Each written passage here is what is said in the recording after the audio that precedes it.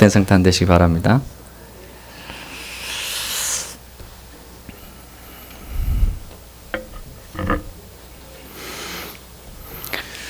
누군가의 탄생이 이렇게 우리 모두에게 기쁨이 되는 탄생이 없지요, 세상에.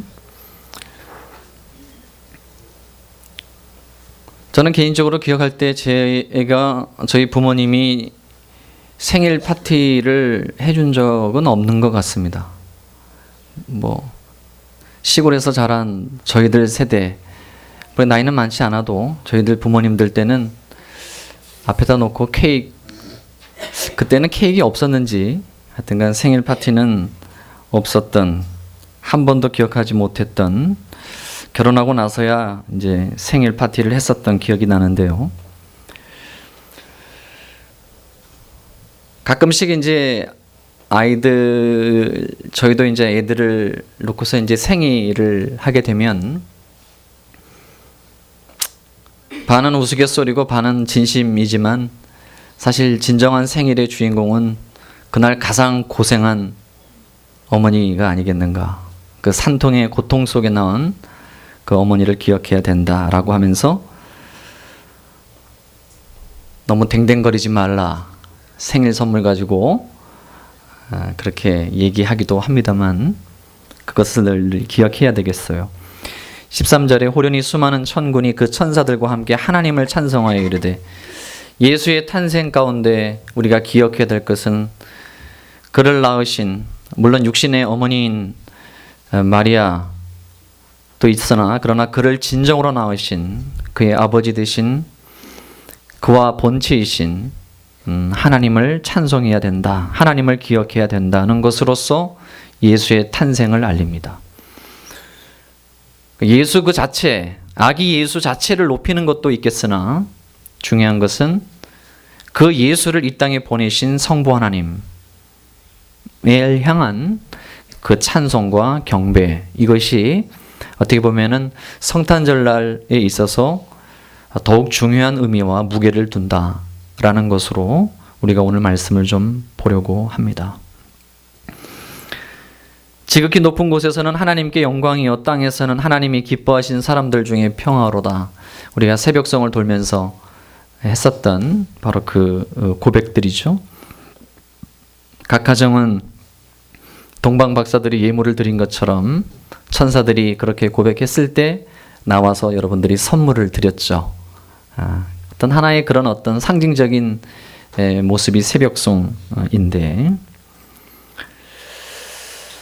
하나님께 영광이 되어야 되고 그 다음에 하나님이 기뻐하신 사람들 중에 평화가 되어야 된다라고 하는 것이 성탄절이 가지고 있는 중요한 내용입니다. 우리가 신앙생활을 하면서 많이들 오해하거나 또 우리들의 신앙생활에서 좀 불안정한 신앙을 갖는 이유들 중에 하나가 뭐냐면 제대로 정의 내려지지 않은 신앙 용어로 인하여 우리들의 신앙이 많이 왜곡될 때가 많습니다. 요사이 제가 그런 이야기들을 많이 합니다만 우리가 어떠한 신앙관을 갖느냐에 따라 세상에 서 있는 우리들의 모습이 참 달라요. 그래서 우리가 그것을 어떻게 어릴 때부터 교육을 받고 또 어떻게 배움을 얻느냐, 단어 하나에도 그 의미를 분명히 성경적으로 우리가 알아야 되는데 그 단어를 왜곡되이 할 때가 많죠. 얼마 전에 어느 그 시장님이 나오셔서 TV 앞에서 그러시대요.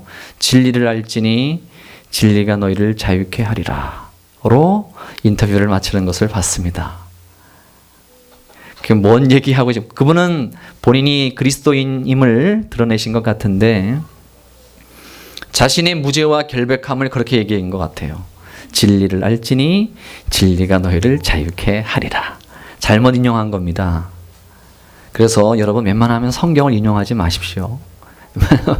왜냐하면 자신의 무죄, 자신의 의, 자신의 옳음을 진리로 말했고 그 다음에 그 뒤에 말하는 그 자유는 뭘 말하려고 하는지는 모르겠으나 왜 그런 말을 했는지는 잘 모르겠으나 여튼 그 상황에서 그 인터뷰에서 그 시장님이 그런 말, 그 성경 구절을 쓰는 것은 매우 잘못된 것입니다.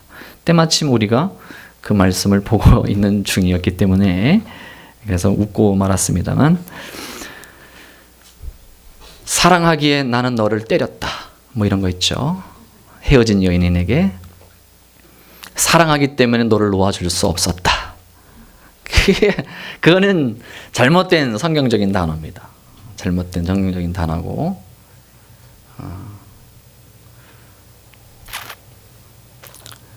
우리가 부부 이미 결혼한 사람들 사이에서도 뭐 바람을 피면서도 말할 때 나는 그를 마음으로 사랑했을 뿐이다 뭐 이런 거. 여러분, 그래서 뭐 남편들 앞에서 너무 이렇게 좋은 연예인들을 너무 이렇게 흠모하는 눈빛으로 바라보거나 그러면 안 됩니다. 특별히 드라마를 보시면서 조심하셔야 되죠.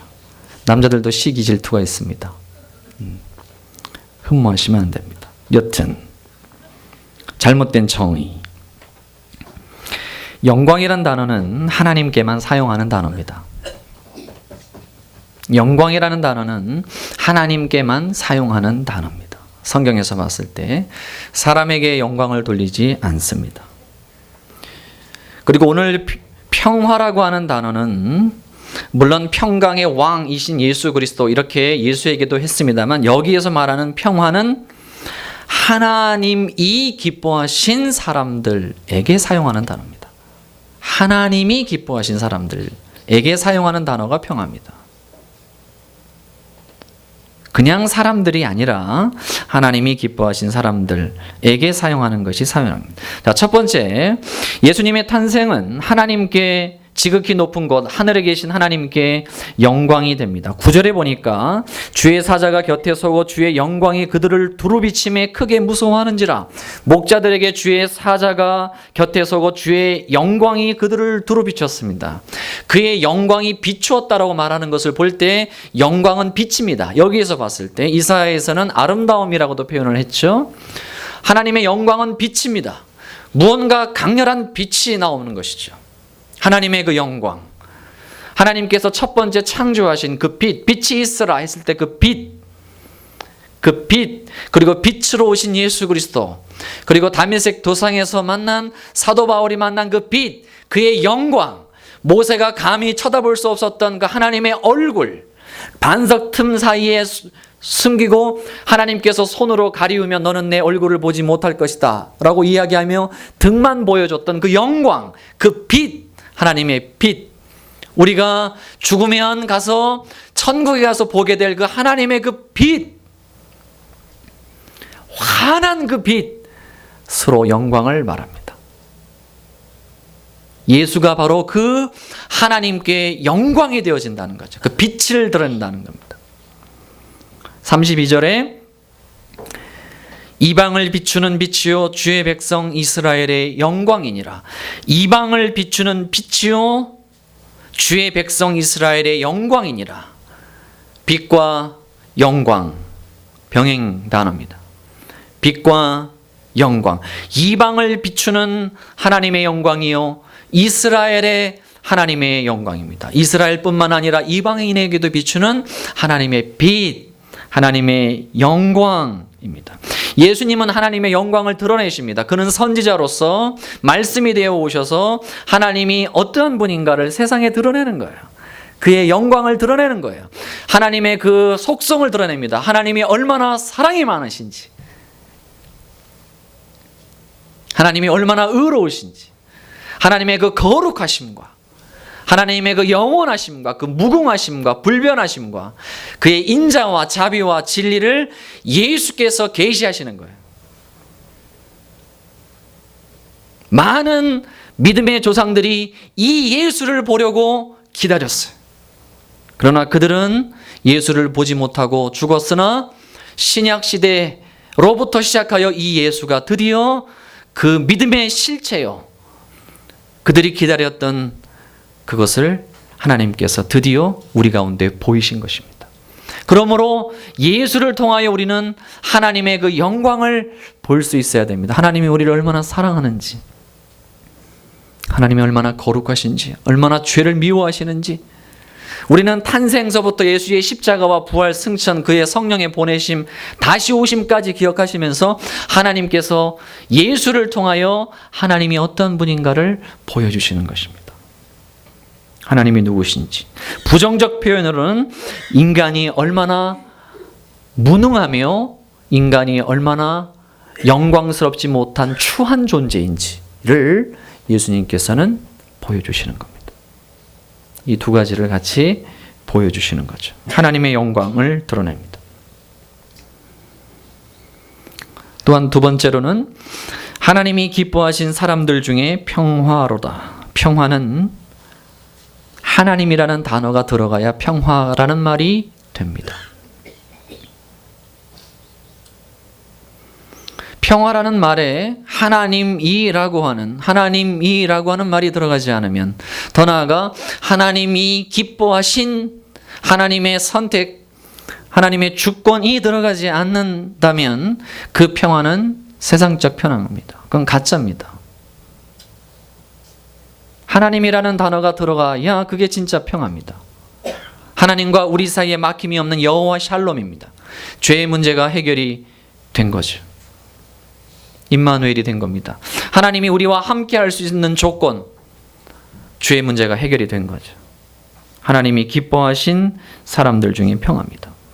평화는 잔잔한 호수가 아닙니다. 평화는 여러분이 물질적으로 번영하는 것이 아니고, 여러분의 자녀들이 인류대학 가는 게 아니에요. 여러분이 질병이 없는 게 아니에요. 죽음이 없는 게 아니에요. 아무런 걱정과 근심이 없는 게 아닙니다.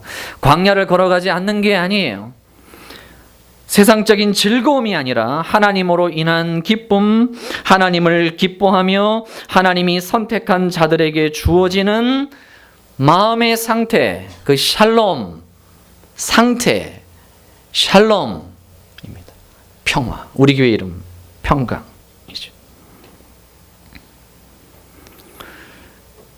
처음에 이 예수님의 탄생 가운데 이 샬롬을 경험한 자들은 어떤 자들이었냐면 마리아, 여인이었죠. 당시 재산 취급당했던 마리아. 어느 시대 때나 여성들은 늘 홀대받습니다. 마리아. 그 다음에 오늘 본문에 나오는 목자들, 가난한 자들입니다. 8절에 보니까 그 지역의 목자들이 밤에 밖에서 자기 양떼를 지키더니 철야로 근무해야 되는 사람들입니다. 사회적인 약자죠. 어제 성탄의 밤, 전야의 밤 보내면서 우리 한승탁 집사님 고백할 때 가슴이 뭉클했습니다. 가장 많은 감동을 받고 반성도 많이 했습니다. 가장 사회적인 약자들, 어떻게 보면 에게 나타났고, 그 뒤에 보면은 시므온과 안나라고 하는 노인들, 힘이 없는 자들이죠. 그들의 노인들, 백발이 된 노인들에게 하나님께서 영광을 받았고, 그 다음에 우리가 잘 아는 것처럼 동방박사, 이방인들에게로부터 하나님께 그 평화와 평강이 드러납니다. 그러니까 세상에서는 약하고, 세상에서는 천대받고, 세상에서는 장애가 있다, 또 세상에서는 가난하다, 세상에서는 노인이다, 혹은 어리다, 혹은 여성이다, 혹은 세상에서는 홀대받는, 인정받지 못하는 약하다라고 하는 그들에게 하나님께서는 그 자신들을 더 드러내셨고, 그들을 통하여 하나님의 은혜와 은총을, 그리고 그들의 산제물로, 중보자로, 제사장으로 이 땅 가운데 오셔서 하나님과 우리 사이에 막힌 관계를 뚫어내신 겁니다.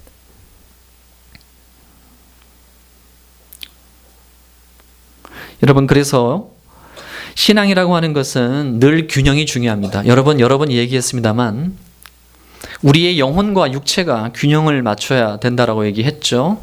그래서 우리가 연초에 그런 얘기 많이 했습니다. 우리 믿음의 선배들을 보면 우리들의 이 영혼의 문제를 위해서 무엇을 했냐면 하나님의 말씀을 늘 묵상했고, 말씀과 기도를 했고, 두 번째는 무엇을 했냐면 믿음의 선배들의 책을, 독서를 늘 했습니다. 그러니까 이 정신적인 것들 늘 독서를 했어요.